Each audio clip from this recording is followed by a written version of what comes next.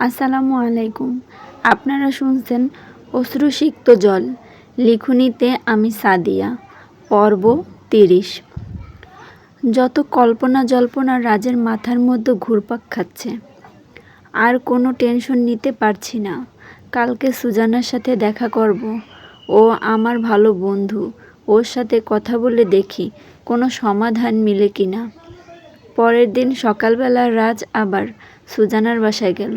সুজানাকে ডেকে ওর হাতটি ধরে বলল, দোস্ত, আমি এবার কি করব? চাঁদনিকে ছাড়া থাকা সম্ভব না। সুজানা ব্যঙ্গ করে বলল, তা এতদিন কি চাঁদনির সাথেই ছিলি? দেখ সুজানা, মজা করিস না। ও অন্য কাউকে ভালোবাসবে আর আমাকে রিজেক্ট করে দিবে, এটা মেনে নিতে পারছি না। কোথায় আমাকে একটু বুদ্ধি দিবি? তা না, তুই আমাকে উপহাস করছিস। দেখ রাজ, ও অন্য কাউকে ভালোবাসে, তো কি হয়েছে? তুই অন্য কোনো মেয়ে খুঁজে নিবি। এটা আবার কেমন কথা? কোথায় তুই ওকে রাজি করাবি? তা না করে তুই আমাকে অন্য কাউকে খুঁজতে বলছিস? শোন রাজ, আমি তোকে একটা কথা বলি।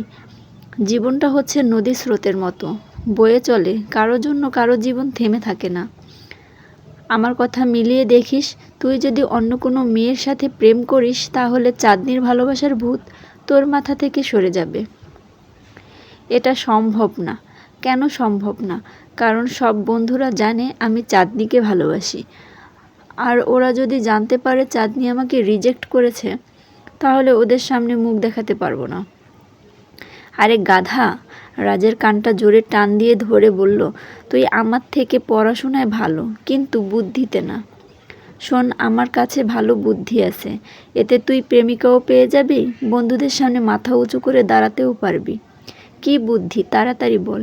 শোন তাহলে, তুই একটা মেয়েকে ভালোবাসবি আর সব বন্ধুদেরকে বলবি চাঁদনিকে তোর ভালো লাগে না। ওকে তুই নিজেই রিজেক্ট করেছিস আর অন্য কারো প্রেমে পড়েছিস। এখন এই মুহূর্তে আমি সেরকম মেয়ে কোথায় পাবো? বল, তুই কি আমার সাথে এই মুহূর্তে প্রেম করতে রাজি হবি? তোর সাথে কথা বলাই বেকার, সর তুই আমার সামনে থেকে। এই বলে রাজ সামনে থেকে চলে গেল।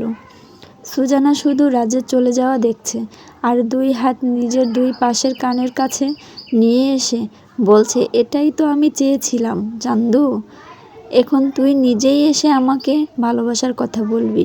এটা বলে ঘুরে একটু ডান্স করছে আর গুনগুনিয়ে গান গাইছে, দিল্লি কা লাড্ডু পাইছি, দিল্লি কা লাড্ডু। পেছন থেকে সুজানার মা এসে বলছে, কিরে সুজানা, তুই কি পাগল হয়ে গেছিস? এখনও তো পরীক্ষার রেজাল্ট দেয় নাই, তাহলে দিল্লিকার লাড্ডু তুই কিভাবে পেলি? সুজানা মাকে জড়িয়ে ধরে বলল, আরে মা, পরীক্ষার রেজাল্টটা কি দিল্লিকার লাড্ডু হয়? ও তুমি বুঝবে না। মা আর মেয়ে কতক্ষণ খুনসুটি হলো। রাজ বাড়ি গিয়ে মনে মনে ভাবছে, সুজানা বুদ্ধিটা খারাপ দেয় নাই, ভালোই বুদ্ধি দিয়েছে। তবে এরকম মেয়ে কোথায় পাবো? প্রেম তো আর বলে কয়ে আসে না। সুজানার সাথে কথা বলতে তো আমার ভালোই লাগে। ওর সাথে কথা বললে মনটা ভালো হয়ে যায়। ওকেই বলবো একটা মেয়ে খুঁজে দিতে, মিষ্টি একটা মেয়ে, যাকে দেখলে প্রেমে পড়ব। বিকেলে রাজ সুজানাকে ফোন করলো। সুজানা সন্ধ্যাবেলা সুজানাদের বাগানের রাজকে ডাকলো। খুব সুন্দর একটা শাড়ি পরে পরিপাটি হয়ে রাজের সামনে আসলো। চারিদিকে ঘুটঘুটে অন্ধকার। বাড়ির আশেপাশে অন্য কোনো ঘর ছিল না, শুধু সুজানাদের একটা মাত্র ঘর। সুজানার মা বাবা টিভি দেখছে। এই ফাঁকে সুজানা বের হয়েছে। রাজ আগে থেকে সুজানার জন্য অপেক্ষা করছে। সুজানা পেছন থেকে এসে রাজের কাঁধে হাত রাখল। রাজ সুজানাকে দেখে চমকে উঠল। আজকের মতো করে সুজানাকে রাজ আর কখনো দেখে নাই। রাজ সুজানাকে বলল, তোকে আজ অন্যরকম লাগছে। এই রূপটা আর আমি তো কখনো দেখি নাই। দেখবি কি করে? সারাক্ষণ তো পড়েছিলি চাঁদনির পেছনে। আশেপাশে যে কত সুন্দরী মেয়ে ঘুরঘুর করে, সেটা তো আর চোখে পড়ে না।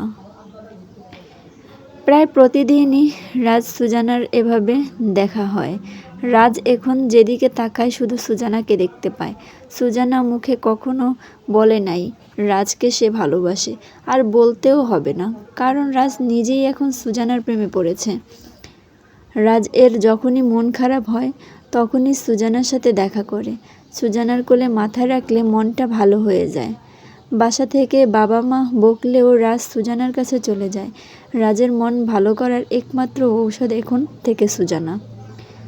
রাজের আর কখনো চাঁদনির কথা মনে পড়ে না। ভুল ত্রুটি ক্ষমা দৃষ্টিতে দেখবেন। গল্পটি ভালো লাগলে চ্যানেলটি সাবস্ক্রাইব করে আমার পাশেই থাকবেন। ধন্যবাদ।